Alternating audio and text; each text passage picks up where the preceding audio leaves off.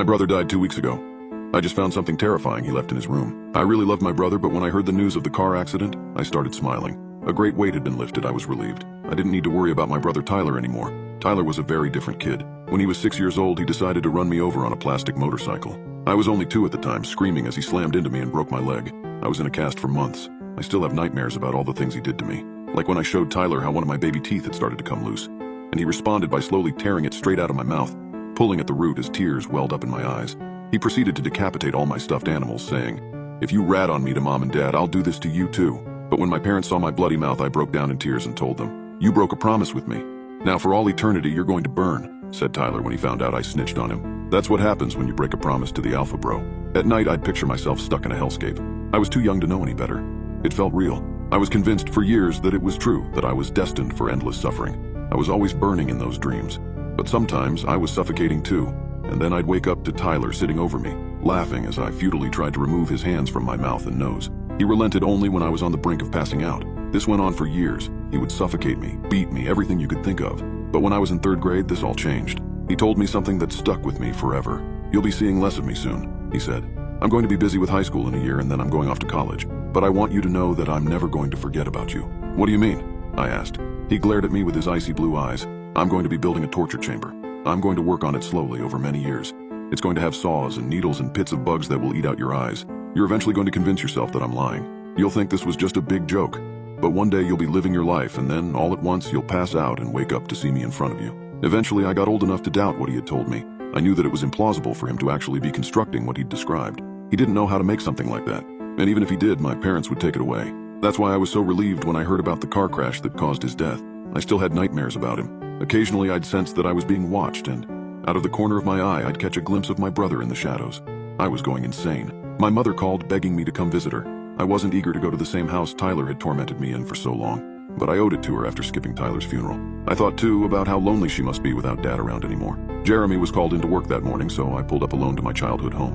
Blinds stretched across a large window to Tyler's room that loomed over the driveway. I spoke with my mother for a few hours. I held my tongue as she praised Tyler and cherished her memories of him. I tried talking to her about Tyler once, a few years ago when I was home from college. She looked at me blankly for a moment and then told me that she didn't understand why I'd lie about him like that. The visit continued. Eventually, I told my mother that I wanted to go upstairs alone and see my old room. In truth, I had another goal. There was a different door that I felt I needed to open. I needed to confirm with my own eyes that my darkest fear was not true. As I slowly climbed the main staircase, a forgotten memory resurfaced of me toppling down it. I remembered Tyler pushing me, followed by me convincing my parents that it was an accident. I walked through the 2nd floor hallway until I reached the small staircase that led further up to Tyler's room. The door stood before me. It was white, plain, and unrevealing. I'd spent so many years in fear of what lay behind it. I turned the handle and pushed. Inside, flickering light exposed a flimsy operating table in the room's center. The table's cushion was torn, exposing raw metal, and restraining straps drooped over the floor. A rope and pulley system connected to 2 cuffs at one end. Near the other was a table full of drills, knives, scalpels, pliers, and hammers of different sizes. Saws covered a dresser top. A branding iron leaned against an iron cabinet lined with spikes. I gasped, dumbfounded. Had my brother's threats been real? If so, how could my mother have let this remain here? Surely she'd visited his room and seen it. "How do you like it, Brian?" said Tyler's voice. Tyler emerged from the shadows of a large closet. Blood and insects dropped from holes in his gray, tattered skin. A pink substance dripped from his mouth. He stepped towards me. I backed down the steps and into the hallway. Tyler followed slowly, relishing every moment of my terror. "Did you miss me, little brother?" My foot landed on air. I tried to stop from falling, but my limp impeded my balance. Before I knew it, I was tumbling down the main staircase once again. Then, everything went black. When I woke up, my mother was examining me. She was relieved that I was all right, but grew irritated when I talked about a torture chamber and tried to explain what I'd seen. "Stop. Please stop this now, Brian," said my mother. "I didn't tell you to go in there, and I know Tyler was mean to you, but he was my son and I loved him. Don't speak of him like this, especially so soon after—" She paused as she held back tears. "You got scared and you imagined it. That is all. You were always clumsy." She never understood. She never would. She took me by the arm and demanded that I follow her up the stairs to prove to me that I was delusional. My body shook all over, but I obeyed her. When we reached Tyler's room, there was no torture equipment inside. No saws and needles lay atop the furniture. The closet door was shut. It dawned on me that I really might have been hallucinating.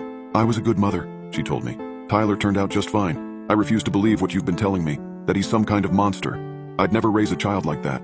Mom, I've been trying to tell you for years." "No!" she shrieked. "I'd sooner die than believe what you're saying. I won't do it. It isn't true. How dare you lie about your only sibling like that?" I didn't respond. Not because I couldn't come up with anything to say, but because I knew that she'd never change her mind. That evening, I scheduled an appointment with a psychiatrist. Jeremy brought me to the office and sat in the waiting room for the duration of my first visit. The psychiatrist and I talked about repressed trauma and manifestations of buried memories. It felt good to get what had happened to me off my chest. I left with prescriptions and information about several support groups. The treatment helped. I started to feel better as Tyler faded from the shadows. Jeremy noted the improvement, and our relationship returned to where it had been before Tyler's death.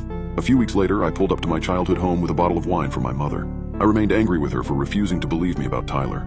I still felt terrible about abandoning her at the funeral. I was there to overcome my fears and to give her the support she needed.